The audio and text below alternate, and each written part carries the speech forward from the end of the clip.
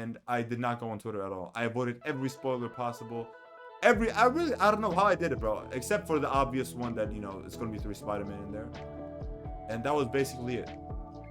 And I was like, damn, bro, that was a good break. I love not being on Twitter for once. And then I did that break again when the next movie came out that I cared about. Because somehow, even if you're not really following people that tweet about the movie, somehow they're gonna still find a way to tweet about the movie. It's so weird. Like, that's weird to me. I don't know. Like, you holding a whole camera, unless it's like one of those reactions where it's like, you know, it's facing towards you, kind of like a face cam. I'm like, okay, I get that. That's cool. That's cool. I like that. That's actually even fun to just look back at. You're like, bro, okay, those are fun times, you know, those reactions. But you sitting there for, like, let's say for Endgame, you sitting there for Endgame, 3 hours, you holding this motherfucker like this, just for some clicks. Why? But everybody's gonna watch the movie anyway. That's so, I don't see the issue. I'm sorry. Like, even for people, if you're gonna pirate it, which is dumb as hell, because pirating doesn't, like, why would you waste the experience of watching a movie? I get it. Okay, you don't have that much money, you know, to spend at the movies like every other week, right? Okay, I get that. But watching it with the dumbass quality from the sound and then the camera, it's shaking and it's like, nah, bro, hell no. I could never do that, bro. I could never. That's why I never watched pirated movies like that, because I couldn't. I really could not do it, bro. The experience, the thing is, watching a movie in the theater is so much different than watching it at home.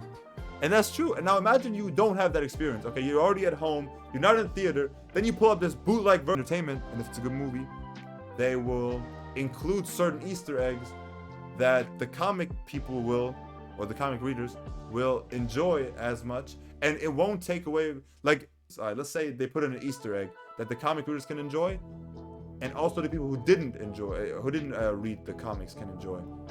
So basically, you put everybody in a group, and that creates like more fun.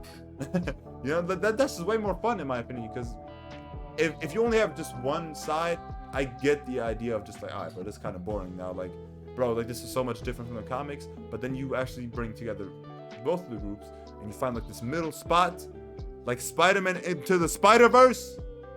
That's how you get a good movie, in my opinion.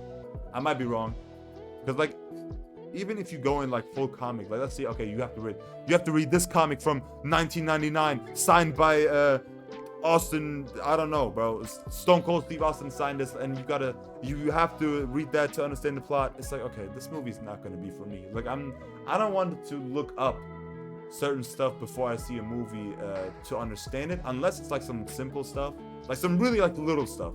Like, let's say, okay, the time and place when the movie is happening. Okay, I'll look that up. That's cool. I'm okay with that. But if you're talking about like just the characters, if I don't know who you are and you don't actually tell me, you don't explain to me who you are in the movie, then I'm like, okay, cool. Like, I guess that's cool. My fear with Doctor Strange Multiverse of Madness was that it was going to be so much focused on the comics that I wouldn't actually enjoy it, because I'm going to be there like, okay, but who is this?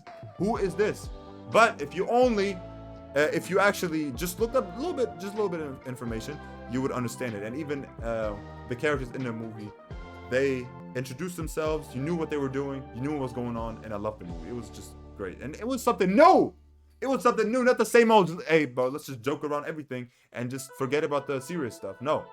We actually got some, bro, that movie is so good. I could talk about hours about that movie, but listen, I'm just saying, man, the way that movie also played out was so fire to me. And that was, like I said, my biggest fear when it comes to that movie was just too many characters and no explanation. And I think the only time I felt that was in the post-credit scene, where I actually had to look up who the hell that was. I don't know, how did we even get here? What was even the conversation started for this? I don't remember. Now, the experience watching a movie in the theater is just fire, bro. It's just so good. It's just vibes. You could watch a bad movie in the theater and you'd be like, you know what, that wasn't that bad. And then you watch it at home, you're like, all right, bro, this is trash. I feel like the only time where you would experience that if you go to the movies by yourself, which I don't really have an opinion on that, because I never went to the movies by myself. I don't think I will ever go to the movies by myself. I'll be honest, that's just not what I'm like, for me, I feel like the theaters, you gotta go with at least 2 homies, at least, or just one homie or 2. I'm okay with that, bro. If you got a whole group, that's even better. The movie is gonna be 5 times more better than just going alone or just 2 people there.